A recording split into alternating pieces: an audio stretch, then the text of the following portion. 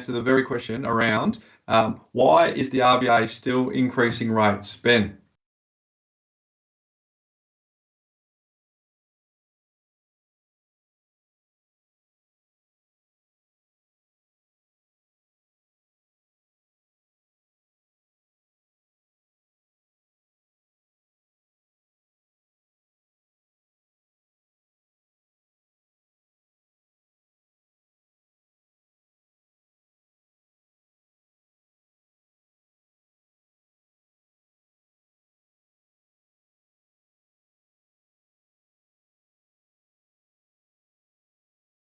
On what we can control to make it a little bit more palatable, because they're going to do it whether we like it or not. So I think it's an important message there, Bryce.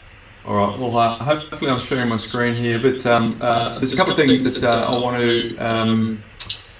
Someone's saying we lose audio, no sound. Why have we got no sound here? All right, everyone's saying no sound. We might quickly sort that out, Ben.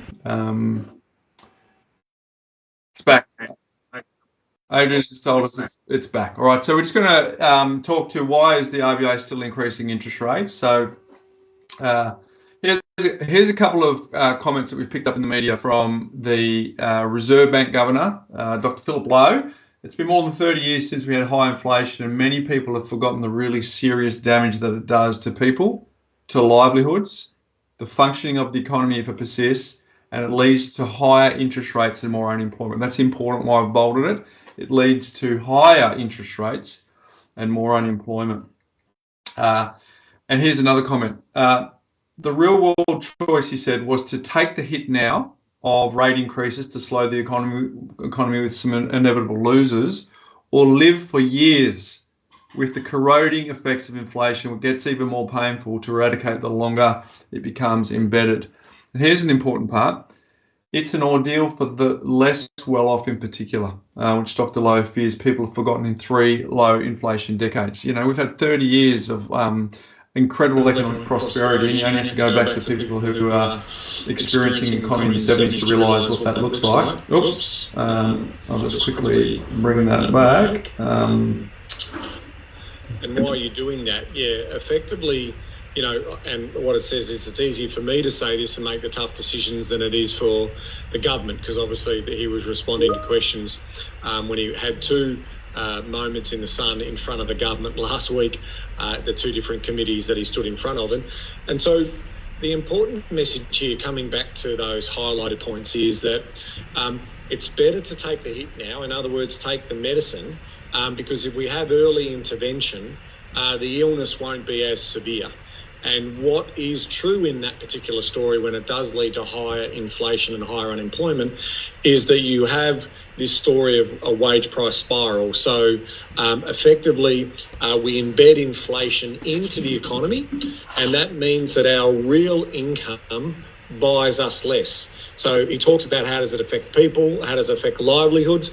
Well, if businesses keep putting prices up, we keep taking those prices, and then ultimately the businesses can't afford to have the labour, and so unemployment goes higher, our real wages don't buy as much, and we lose that economic prosperity. So what the government's mandate is to try and keep inflation within 2 to 3% bandwidth. What they're saying there is that's the sweet spot.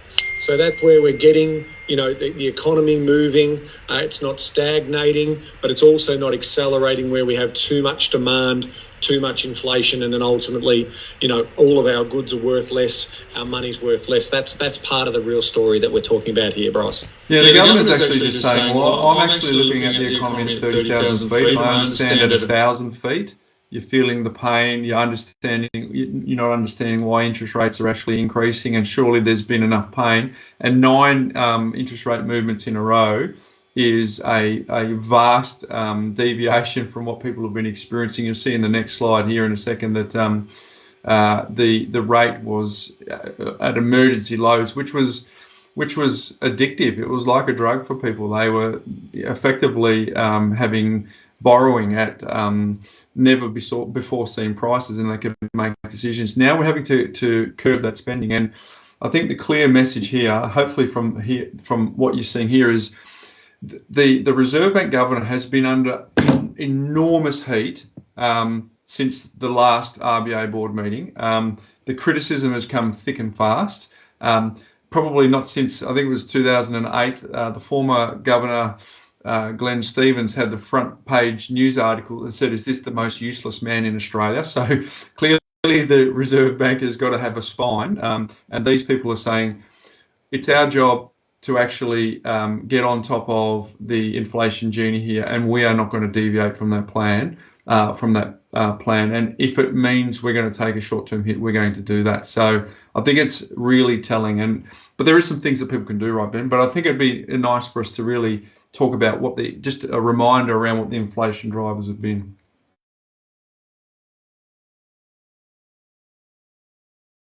We were in pretty good shape, even though real wages weren't moving through our economy as they would hoped in terms of trying to get that balance right. We had, as Bryce said, the 3 decades of that positive economic growth. And the reasons for that is because we got that balance about right. And there's always things that you've got to adjust for and so forth. But the pandemic hit, and then we saw an enormous amount of government money coming in to furlough our jobs in terms of confirming that we were going to receive those wages.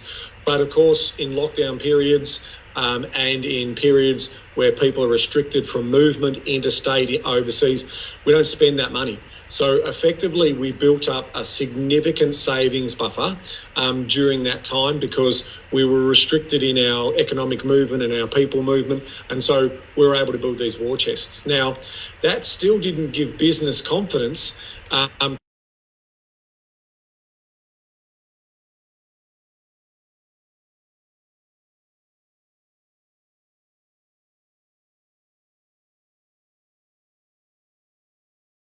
This latest inflation spike was the Ukraine war. So we saw the Ukraine war trigger a sharp lift in commodity prices, gas, oil, and they are fundamental in energy production and the productions of goods and services. They are essential inputs into the supplies of those. Now, if you add that with the then implemented zero COVID policy in China, you had the perfect storm in regards to a supply side issue. And we saw that in terms of there was blockages, there was delays, we had these, energy costs that were flowing through. So all of those input costs, as well as because of the supply chain shortages, businesses were bidding up the prices on those goods. I need to finish this house, or I need to buy that couch that's imported from China, but there's only five couches left. So the Chinese suppliers are putting their prices up by 10%, and the freight costs are going up because all of a sudden now there's less freight and of course all the expense. So all of that, those input costs were flowing down and ultimately arriving in terms of supply side inflation. So that's the first bit. Then we get through that, and what we're seeing now is being reported really clearly that a lot of those supply side constraints and those input costs globally are settling down. Australia, we're behind the 8 ball by about 3 or 4 months in terms of seeing that showing up in our data. And we still have problems with the higher energy costs. So unfortunately, because our government's inertia over the last 2 decades in terms of fixing our energy crisis, we now still have to deal with that. So we're a very rich nation. We've got really high savings areas, and we've also potentially still got a bit of that high transport and input and oil and energy costs. And so that's keeping our where we want it to be. So they are still flowing through on the input costs.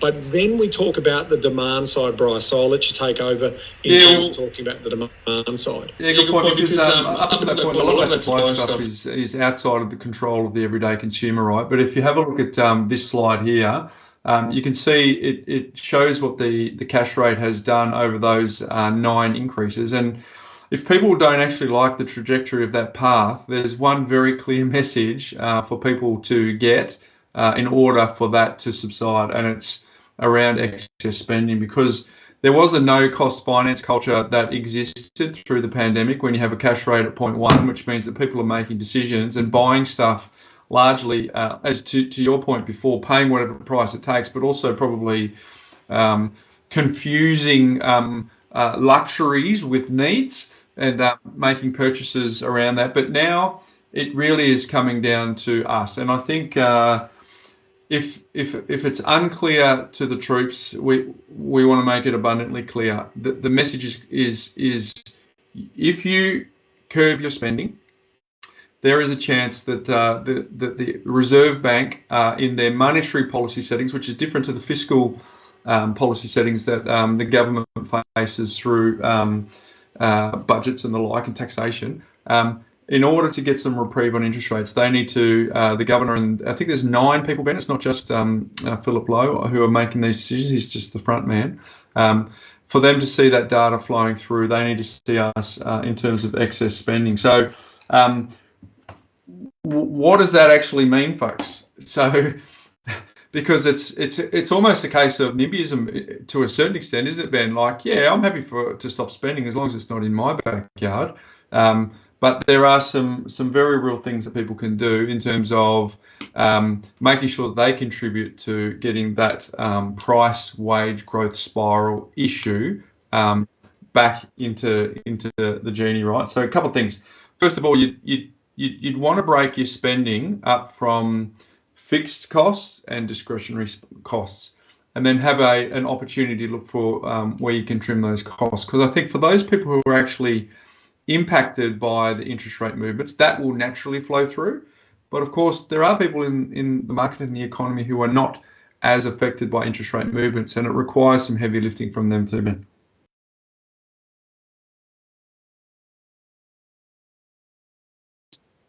Okay, so things cost more. I need more money. Things cost more. I need more money.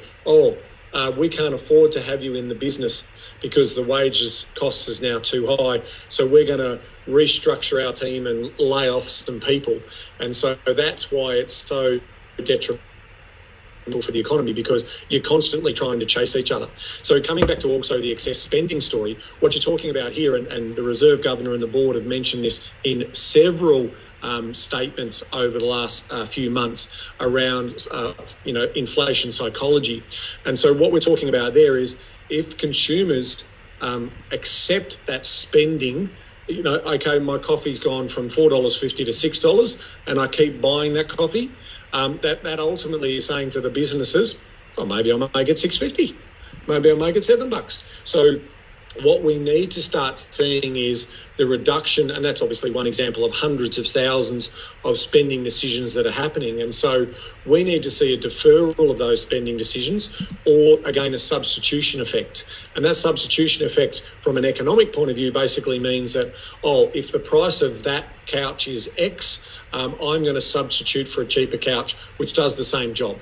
If the price of this particular meat or vegetable has gone through the roof because of a flood or impacted, then rather than buying that fruit or vegetable, effectively I'm going to substitute that out and buy something else, which means that the businesses then have to make a tough decision to sort of say, well, we can't keep passing those prices on because consumers are basically telling us that they won't accept those. So before I was mentioning where we had the balance roughly right, a lot of businesses were very, very fearful of putting prices up because it was going to affect their demand. But now, because we've got all this excess money, for some, obviously there are a lot of people, a group of people that are struggling, but for the vast majority, we've got excess savings. So we're just continuing to spend. And so we are now contributing to the inflation story, which is contributing to these higher interest rates. So the things that we can control, the things that are important in terms of what we can do, is if we reduce our spending, that will start showing up in the data. business confidence will continue to keep falling, and the pressure of them in trying to put their prices up will be retracted. And then they start looking internally, and they start looking at productivity and doing more with less internally in their business to keep their profit margins at the levels that's acceptable for the risk that they're taking. So that is the minutiae, the conversation that's going on inside the economy to be able to see how that can play out. And so the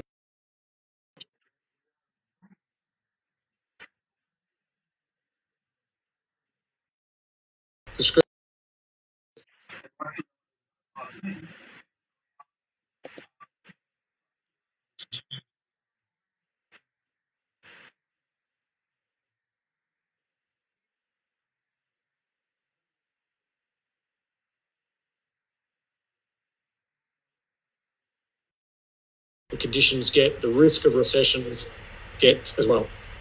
Yeah, so I guess, so how do we land the plane on that, folks? There's a couple of things. As an example, if you're on Friday night and you're going out for takeaway, that it would require you to change the nature of the type of takeaway that you get. We talked about this earlier before, didn't we, Ben? But if you're spending comfortable dollars on a takeaway meal, chances are the way you contribute is to actually, if you're spending $150, you might need to drop that down to $80 or $70 to make a difference.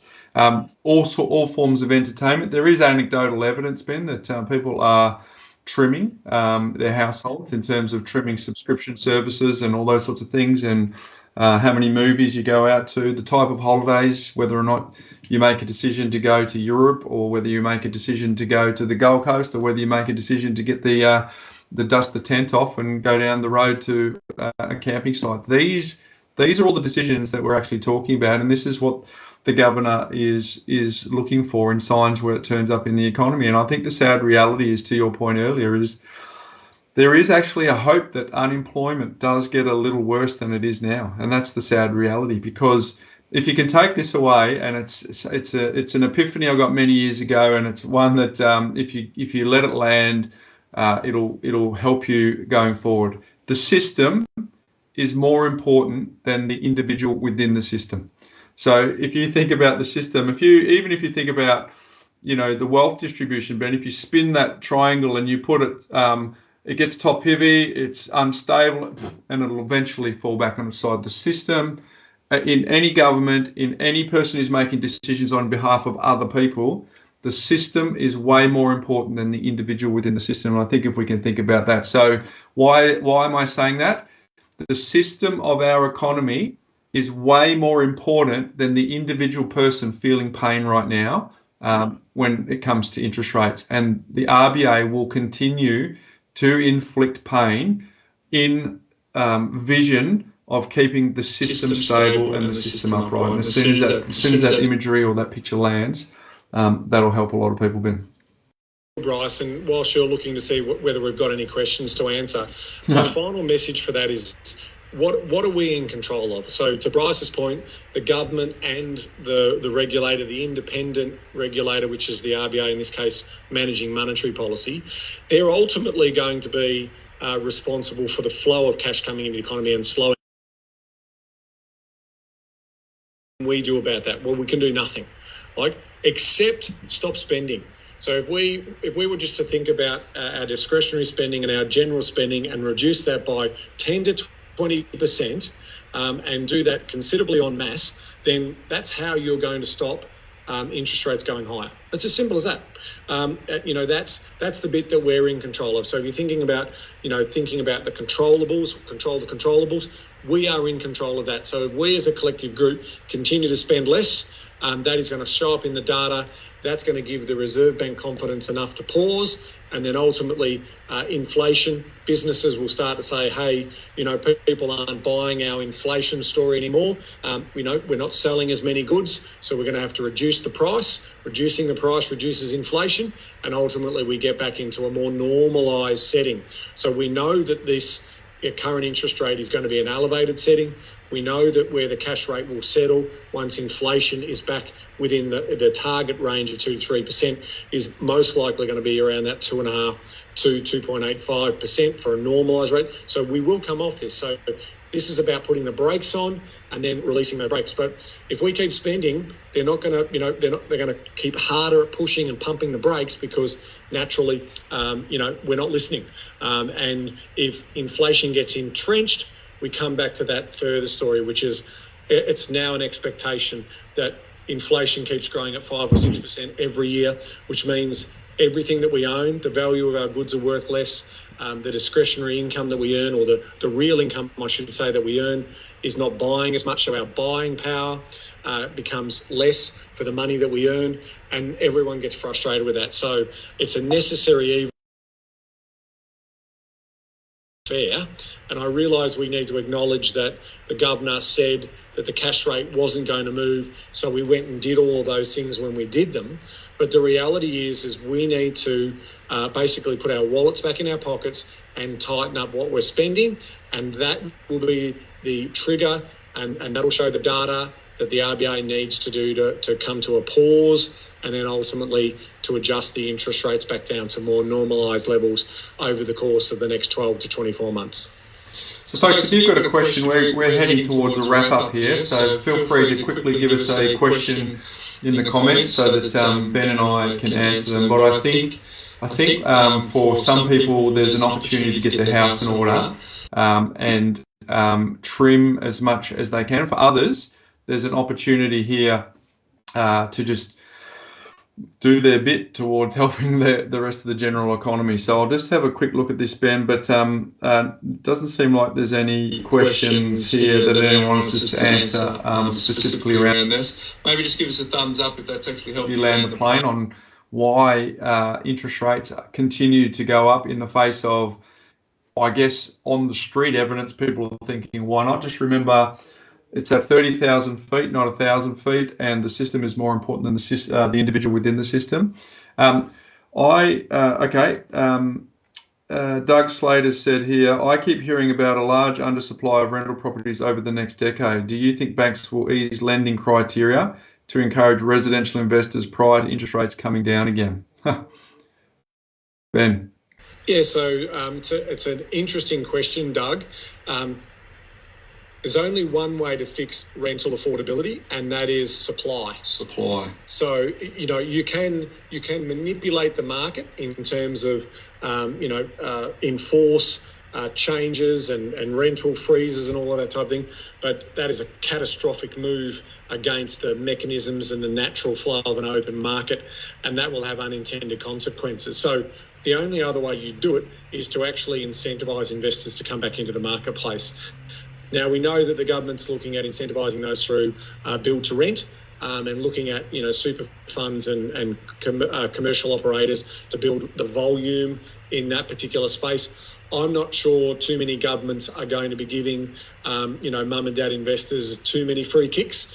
But if they really want to stimulate it, you'd like to think that allowing us to invest like we have been for the last 20 or 30 years and do the heavy lifting that we've done in terms of supply that critical rental accommodation for people mobility, which, the Treasurer clearly acknowledges that people mobility is really important for economic growth in terms of being able to move, a working population around easily. And if you can't do that, then you stifle economic growth, and that is inflationary in itself. If you can't, open a mine, if you can't accommodate people in that area, you can't grow the local economy in areas if you can't accommodate those people. So it really is quite critical that we get the balance right between allowing people to be able to invest and make that incentive worthwhile. If you keep taking that incentive away and you expect big businesses going to come in and do the heavy lifting, you've got it all wrong. So you've got to get that balance right. Yeah, Doug, I think the sad reality is that politically property investors are seen as big fat cats, and they're an easy target. So the government's usually incentivising the big end of town to provide more housing than they are for people who are trying to self-fund their retirement. So there's a few more questions coming in too, Ben. This is from Kate.P. Should we wait to buy our first investment property in Melbourne? Our property plan was to buy now and again in 12 months. Yeah, I think that's a good question that people have got. But here's my response to that as the buyer's agent in this discussion, Ben. If I want to buy some BHP shares today, all I need to do is go into whatever transaction I do, old school, ring your stockbroker, new school, just go online and get your position. And the decision to buy today and the decision to transact can happen in the same day. Property is not the same, Kate. So what I would say is if we feel like we're hitting peak inflation, so notwithstanding what we've talked about today, we still feel like we're starting to get to the top, and some of the figures that flow through for January and February will help confirm that. And if we are getting closer and closer to an interest rate pause, and if you go online and you actually have a look at the listings across the country as a comparison to where they were last year, and in the last 4 weeks, how many new listings are coming out, the stock is incredibly dry.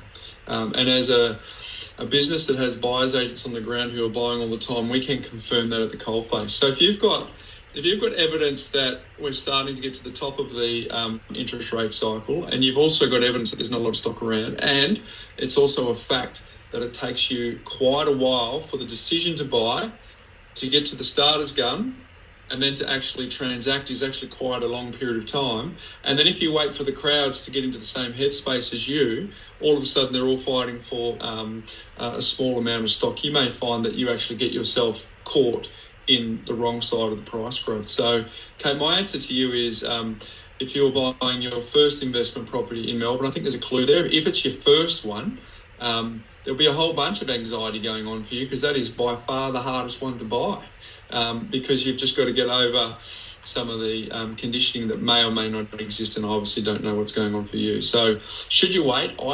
My answer is probably not. Without knowing your particular circumstances, is your job secure? Have you got a buffer in place?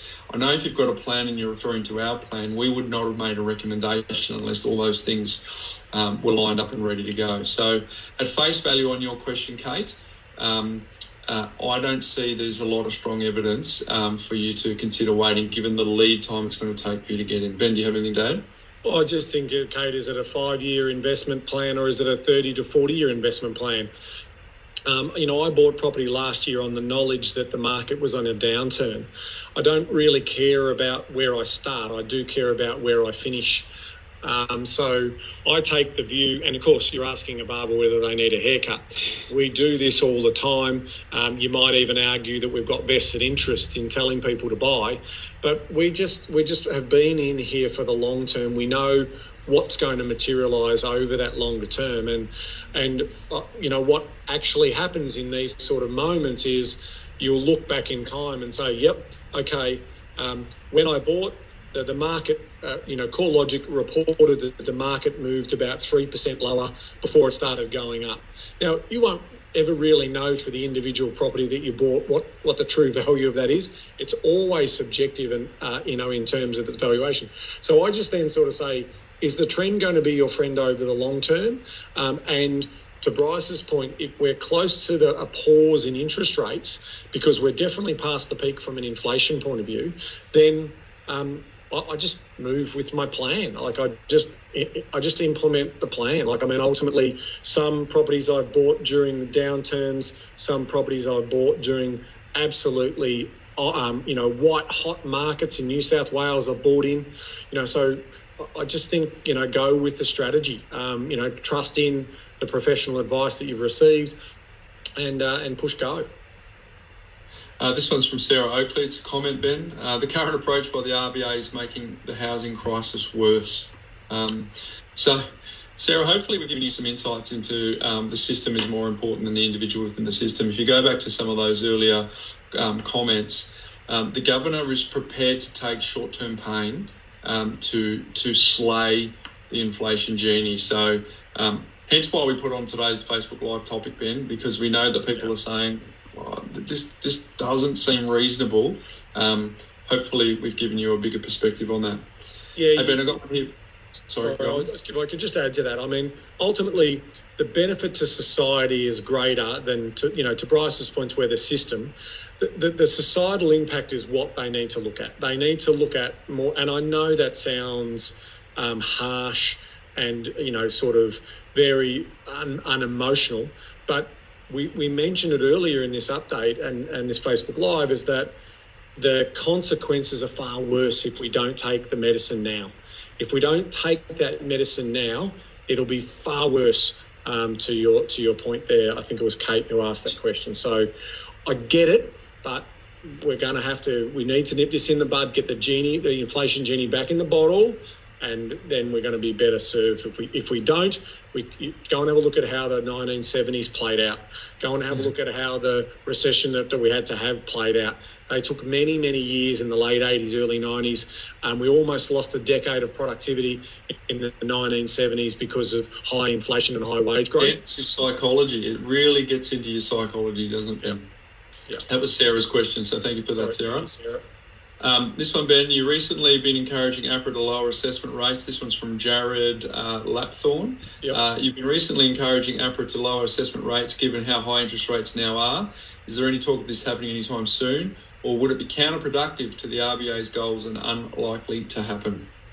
So it's a little counterproductive if the Council of Financial Regulators think that it's going to be stimulatory in terms of bringing new demand to the property market. So the downturn so property prices, or property makes up about 25% of the inflation basket of goods. And so that includes the construction costs, that includes rental, but also include dwelling prices. So right now, dwelling prices are helping with the inflation story. Construction costs are now coming down, so that's helping with the inflation story. But the one that's counter helping is obviously the higher rents. But the other side of that story, and the reason why I'm so passionate about getting APRA to reduce that servicing assessment rate, is because there are people who are really struggling, and there's potentially better interest rate deals out there from other lenders, and they're not able to move to those because the servicing calculator from those other lenders are restricting them to be approved to move across. In other words, they can't justify the move because they have to whack this extra 3% buffer rate on their current rates. Whereas when you're with your current lender and you've got a fixed rate, it's stuck with the old fixed rate, and the servicing calculator passes, so they're able to move you comfortably across the variable. So the trade-off here is, would it give a little bit of a spike to demand for property? Maybe, but I'm thinking, how do we lessen the damage to those people most affected by these interest rate increases, where I would hate to think that they lose their home because basically the financial regulator was thinking they were too concerned about the demand spike it might bring to the property market. I think most people, the evidence is showing that there's not a lot of activity in the property market at the moment, but there's an enormous amount of refinancing activity. That's telling us that people are struggling. That's telling us that people are being smart about trying to make their money work harder for them by reducing their interest rates and reducing those costs. So I think the greater of the good being, drop that down will actually help a lot of households across the country.